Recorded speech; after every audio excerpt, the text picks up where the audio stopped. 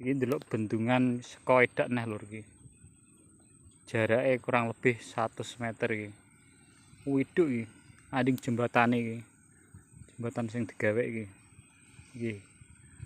Terus saiki wis enek jenenge Bendungan Karangnangka lur. Dadi wis enek jenenge, dadi kena nggo ketaran iki. Oh, wis mulai kabeh tekan lor kono, guys. Iki ketoke Danako Pusat ya wis dicairno neh kanggo proyek sak Indonesia meneh iki ketoke wisan.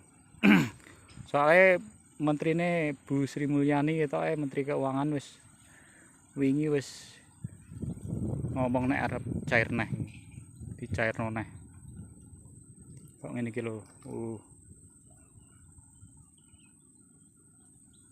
Iki ana wong mancing barang kene. Matoh ya lur.